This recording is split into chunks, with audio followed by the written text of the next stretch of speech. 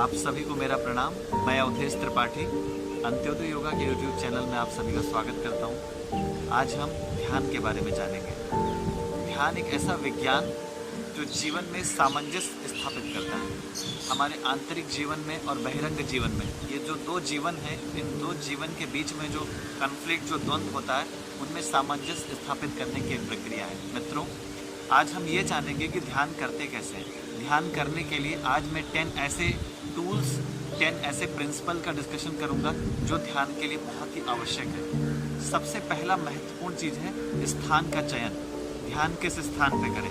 तो ध्यान किसी भी स्थान पे नहीं किया जा सकता है। ध्यान करने के लिए कोई देवालय बहुत अच्छा हो सकता है, कोई तीर्थ है बहुत अच्छा हो सकता है, हिमालय का कोई स्थान है बहुत अच्छा हो सकता है, नदी का कोई तट है बहुत अच्छा हो सकता है। अदरवाइज अगर आपके पास ऐसे स्थान नहीं है तो आपके घर का एक शांत कमरा जो खाली हो, जो चारों तरफ से जहाँ खिड़कियाँ हो, वहाँ पे बैठ के आप एकांत में ध्यान कर सकते हैं। अदरवाइज आप किसी तालाब, किसी नदी का कोई तट हो जहाँ किसी वृक्ष के नीचे भी बैठकर आप ध्यान कर सकते हैं। आप पीपल या बरगद के नीचे भी बैठकर ध्यान कर सकते हैं। तो ध्यान के लिए स्थान का बहुत महत्व है।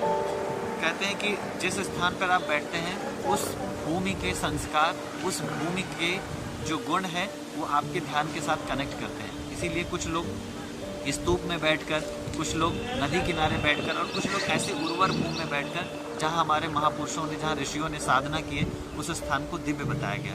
तो आप अपने स्थान का चयन बहुत महत्वपूर्ण है। स्थान का चयन करें कि हम किस जगह पे बैठकर हम ध्यान कर रहे हैं। दूसरा जो इसमें सबसे महत्वपूर्ण बात है स्थान के बाद आता है वो है श्वास प्रश्वास का। ध्यान कर रहे हैं तो आप जब स्थान का चयन कर लिए तो आपका श्वास प्रश्वास वो बहुत महत्व रखता है। आपके जीवन में जितनी श्वास है उतना ही आपका जीवन है। लेकिन आप देखेंगे जीवन में हर कुछ रिदम में चल रहा है। आप कुछ खाते हैं तो आपका मुंह उसको लेता है, चबाता है, फिर आहार नाल उसे धीरे से नीचे पहुंचाता है, फिर पेट में जाता है, फिर पेट उसको डाइजेस्ट करके शरीर में पहुंचा देता है। वो भी एक पूरे चक्र में है। हमारी पृथ्वी और सूर्य की जो परिक्रमा चल रही है लगातार, वो भी एक रिदम में है, वो एक चक्र में है। आप देखिए जीवन में इस श्वास का एक रिदम है, एक चक्र है। हम जब चलते हैं तो एक रिदम में चलते हैं, इसका भी एक चक्र है। आप देखिए जीवन में हम कुछ भी करते हैं, चाहे नृत्य हो, चाहे संगीत हो, चाहे साधना हो, चाहे स्वाध्याय हो, चाहे साहित्य हो, जीवन के जितने आयाम हैं ये सारे रिदम में हैं और सारे ही एक संतुलन में हैं। तो हमारा श्वास प्रश्वास का संतुलन बहुत महत्व रखता है। अगर आपके श्वास प्रश्वास का संतुलन बिगड़ गया, महर्षि पतंजलि तो बहुत गंभीर होकर बोलते हैं कि बहुत सारी बाधाएं हैं योग मार्ग में। उन्होंने एक श्वास प्रश्वास को भी एक बाधा कहा है कि अगर आपका श्वास प्रश्वास बिगड़ गया तो आप ये जान लीजिए कि योग मार्ग में फिर आगे चलना मुश्किल हो जाएगी। तो आप क्या करें कि आप थोड़े देर तक, कुछ देर के लिए बिल्कुल शांत होकर बैठें, अपनी एकाग्रता को अपने नॉस्ट्रिल्स के भीतर जाने वाली श्वास प्रश्वास पर स्थापित करें और धीरे धीरे धीरे धीरे जैसे ही कोशिश करें कम से कम 10 मिनट तक ये अभ्यास करें, जिससे आपका श्वास प्रश्वास स्थित हो जाएगा। तीसरी बात है आपके शारीरिक स्थिति। अगर आपको बैठने का अभ्यास नहीं है तो आप ध्यान आपके लिए मुश्किल हो जाएगा। इसीलिए कहते हैं महर्षि पतंजलि ने ये यम नियम के बाद आसन को रखा, प्राणायाम, धारणा, फिर ध्यान लेके आए। तो उन्होंने कहा कि जैसे जब हमारी आसनों की स्थिति, स्थिरम सुखम आसनम, जब हम किसी भी पोस्चर में स्थिरता और सुख के साथ बैठेंगे, चाहे 10 मिनट बैठें, 20 मिनट बैठें, 30 मिनट बैठें या घंटों बैठें, कितनी भी देर तक आप बैठें, आप उसमें स्थिरता और सुख का अगर अनुभव नहीं कर पा रहे हैं तो ये दिक्कत की बात है। इसलिए आपको हठ योग की कुछ ऐसे अभ्यास, कुछ ऐसे प्रैक्टिसेस करने की ज़रूरत है जिससे कि आप बैठें। इसके बाद श्वास, पहला चीज़ हो गया इस स्थान का चयन, दूसरा हो गया श्वास प्रश्वास पे नियंत्रण, तीसरा हो गया आपके आसन की स्थिति, चौथा जो हो गया ध्यान के बीच में आने वाली बाधाएं।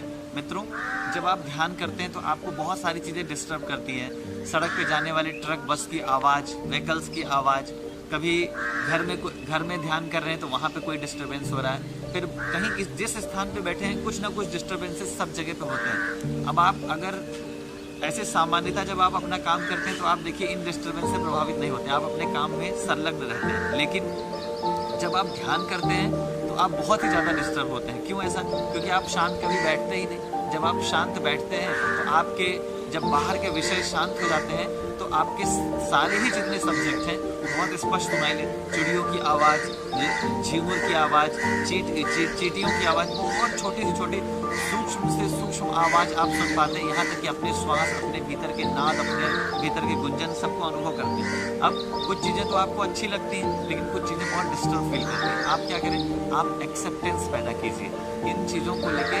जो ये बाधाएं हैं इन्हें आप सीढ़ियों की तरह प्रयोग करें और इन बाधाओं पे धीरे धीरे चलकर और आप ध्यान को अपना विषय बना लें। जैसे आप जहाँ रहते हैं, अगर वहाँ से ट्रेन गुजरती है लगातार, आप डिस्टर्ब होते हैं। लेकिन आप देखिए, जिन लोगों का घर ट्रेन के आसपास है, किसी रेलवे स्टेशन के पास है, उनको आदत हो जाती है और बहुत तेज़ी से ट्रेन गुजर रही है, लेकिन घर में अगर माँ ने आवाज़ दी तो उसको वो आवाज़ सुनाई देती है। लोग एक दूसरे से कम्युनिकेट करते हैं, आवाज़ सुनाई देती है। क्यों?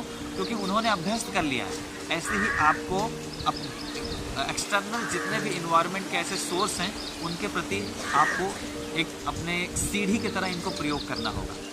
5वां पॉइंट है ध्यान में, 5वां जो विषय है, सब्जेक्ट है आज का, कि आपका अहंकार ध्यान में बाधा बनेगा। जब आप ध्यान में बैठते हैं तो आपका मैंपन बहुत बार बीच में आता है। ध्यान हम करते क्यों हैं? ध्यान करते हैं अपने इस आत्मा को उस परम आत्मा से जोड़ने की एक प्रक्रिया ध्यान है। जब हम आत्मा और परमात्मा के बीच के एक मिलन की प्रक्रिया चल रही है तो आपका मैंपन, आपका अहंकार वो बीच में आता है। तो इस अहंकार को, इस मैं की दूरी को घटाना है। ये एक ऐसी दीवार है हमारे और परमात्मा के बीच में जो हमको बहुत पास होते हुए भी मिलने नहीं देती है। तो इसके लिए 3 प्रक्रियाएं हैं। पहले अपने इष्ट के प्रति, परमात्मा के प्रति समर्पण का एक दिव्य भाव आपके अंदर होना चाहिए। समर्पण धीरे धीरे करके उनके प्रति ऐसा समर्पण बनाइए कि जैसे वो मैं बांसुरी हूँ और वो फूंक रहे और मैं बज रहा हूँ। ठीक है? अपने जीवन के हर संकेत को, हर क्रियाकलाप को उनसे जोड़ें। धीरे धीरे समर्पण बढ़ाएं। समर्पण के साथ साथ विसर्जन की प्रक्रिया, विसर्जन धीरे धीरे, जैसे चीनी पानी में घुल जाता है, नमक पानी में घुल जाता है, वैसे वैसे आप और परमात्मा एक दूसरे से घुलने लगे। ये विराट संसार उन्हीं का एक रूप दिखने लगे, एक ब्रह्म जैसा दिखने लगे। ना हमें जातियों में भेद दिखे, ना व्यक्ति में, ना पंथ में, ना हमें हमारे ऑफिस में, किसी से भी जब भेद मिटने लग जाते हैं तो विसर्जन की प्रक्रिया शुरू हो जाती है। विसर्जन की प्रक्रिया के साथ एक प्रक्रिया शुरू होती है विलय की। एकदम से जैसे लग रहा है जैसे पानी में कोई चीज़ आप फेंकते हैं, धीरे धीरे करके वो पूरा डूब के पानी में ही पूरे हो जाते हैं। जैसे जल समाधि, भाव समाधि, अग्नि में कोई चीज़ डाले, लकड़ी को डालते हैं यज्ञ में, तो धीरे धीरे अग्नि का रूप, अब वो फिर से वो लकड़ी नहीं बन सकता जो अग्नि में चला गया। ये है विलय की प्रक्रिया। तो धीरे धीरे समर्पण, विसर्जन, विलय, ये तीनों को धीरे धीरे बढ़ाते जाइए, विकसित करते जाइए। फिर आप देखिए आपका मैंपन बीच में नहीं आएगा। इसके अलावा जो छठी बात है वो है आंतरिक प्रसन्नता। रोता हुआ व्यक्ति कोई ध्यान नहीं कर सकता।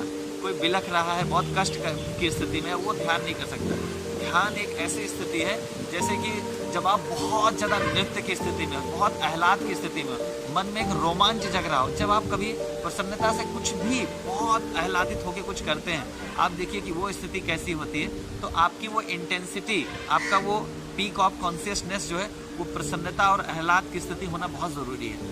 उस चीज़ को आप धीरे धीरे करके, जब आप कहते हैं कि जब ध्यान में बैठते हैं तो दिव्यता का बोध करना होता है। दिव्यता के बोध के लिए क्या करना है? आप जहाँ पे बैठे हैं, आप देखिए कि ये जो पृथ्वी है पूरी, ये पृथ्वी का एक छोर हो चाहे दूसरा छोर हो, कहीं भी हो, ये एक दूसरे से मिली हुई है। तो इस पृथ्वी की दिव्यता का बोध करें कि हम माँ धरती की गोद में बैठे हैं। हमारे ऊपर आसमान एक छाते की तरह पूरा लगा हुआ है।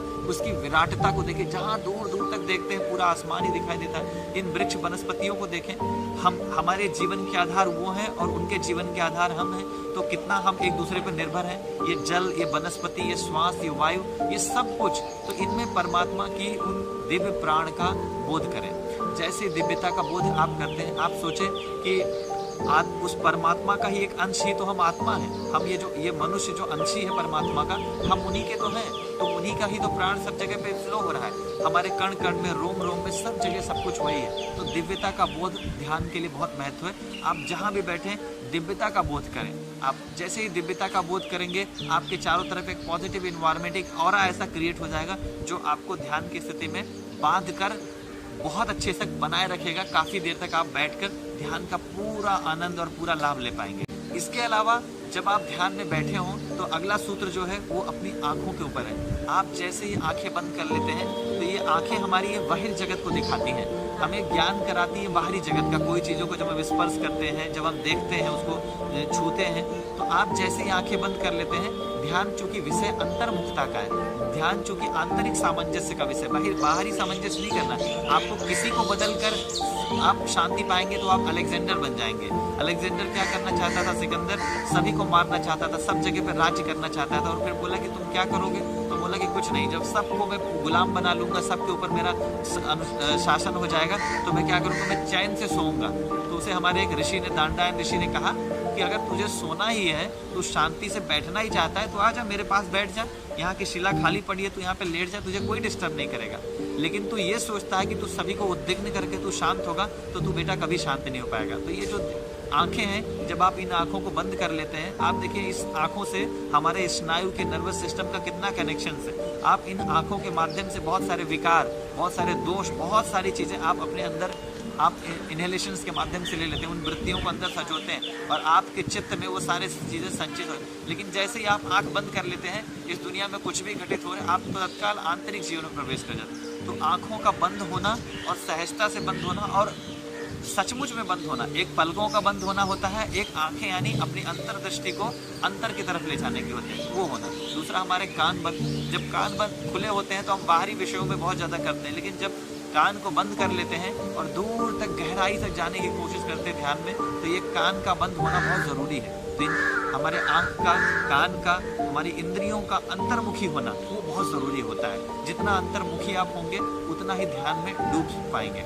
इसके अलावा एकाग्रता बहुत महत्वपूर्ण है। आपकी एकाग्रता, कोशिश करें कि ध्यान के पूरे समय आपके श्वास प्रश्वास पर ही बने हो, या जब आप दिव्यता का बोध कर रहे हो तो दिव्य वातावरण पे हो। इसके अलावा ध्यान में आहार का बहुत महत्व है। आहार, जैसे अगर आप सोचें आहार महत्व रखता है, हाँ बहुत महत्व रखता है। क्या मांसाहार करें, शाकाहार करें? नहीं। आप सबसे बड़ी बात है कि ध्यान के समय आहार ना ही लें तो सबसे अच्छा है। और आहार अगर आपने लिया भी है ध्यान के करने से 2 घंटे 3 घंटे पहले, तो बहुत ही सात्विक आहार होना चाहिए, और जितना ही पेट आपका कम खाली होगा धान में उतना ही जाएंगे। क्योंकि देखिए ध्यान भी अपने आप में एक आहार है। जब आप अंदर कोई दूसरा आहार ले जाएंगे तो आहार के जो गुण होते हैं, 7 धातुएं होती हैं, फिर वो काम करने लग जाते हैं। तो आप कोशिश करें कि निराहार उपवास की स्थिति में, इंद्रिय उपवास यानी कि सिर्फ आहार का उपवास नहीं, अपनी इंद्रियों का उपवास, सारी इंद्रियां अंतर्मुखी, सारा आहार अंतर्मुखी, सारा प्राण अंतर्मुखी, सारी दिव्यता अंतर्मुखी। जब इन सारी चीज़ों का सामंजस्य करते हैं तो ध्यान में आप बहुत गहरे तरीके से उतर पाते हैं। अब मैं आपको अंतिम सूत्र ध्यान का देता हूँ। ध्यान सिर्फ 10 मिनट, 20 मिनट, 5 मिनट का नहीं। हाँ, आप प्रारंभ 5 मिनट से, 2 मिनट से, 10 मिनट से लेके घंटों तक कर सकते हैं, लेकिन ध्यान को अपने जीवन का एक बहुत महत्वपूर्ण हिस्सा बनाइए। क्यों? जब आप गाड़ी ड्राइव कर रहे हैं तो आप बहुत ध्यान से करते हैं। जब आप चबा रहे हैं, कुछ खा रहे हैं, तो बहुत ध्यान से खाइए। जब आप किसी से बात कर रहे हैं तो पूरी मस्ती से बात करिए, पूरा आपका पूरा हिस्सा इन्वॉल्व होना चाहिए। जब आप किसी सौंदर्य को देखें तो पूरा डूब कर देखें, जब आप अपने को देखें तो पूरा डूब कर देखें। तो ध्यान आपके जब 24 घंटे का पूरा एक हिस्सा जीवन का बनता है, तो आपका पूरा जीवन एक दिव्य सामंजस्य की तरफ स्थापित होता है। तो जीवन के बाह्य सामंजस्य से आंतरिक सामंजस्य की ये जो विधा, ये जो विज्ञान है जो हमारे ऋषियों ने दिया। अब भगवान शिव को देखिए, हमेशा ध्यान में बैठे हुए हैं, तो क्या शिव जी अपना काम नहीं करते? नहीं, शिव जी अपना पूरा काम कर रहे हैं, सब डूब के करते हैं। भगवान श्री कृष्ण को देखिए, गीता में अर्जुन को जीवन का हर वो रहस्य बता रहे हैं, लेकिन मुस्कुरा रहे हैं। अंदर का उनका ध्यान अशांत नहीं हो रहा है। कोई कैसा भी व्यक्तित्व उनके सामने आ रहा है, लेकिन वो उसमें पूरा डूब के कर रहे हैं। आप सभी लोग ध्यान के स्थिति में बहुत गहरे उतरें, आपके जीवन में सामंजस्य स्थापित हो, ऐसी प्रभु से प्रार्थना। ओम शांति शांति शांति। हमारे YouTube चैनल अंत्योदय योगा को सब्सक्राइब करें और बेल आइकन जरूर दबाएं, ताकि योग सभी के लिए सर्वसुलभ और कल्याणकारी सिद्ध हो सके।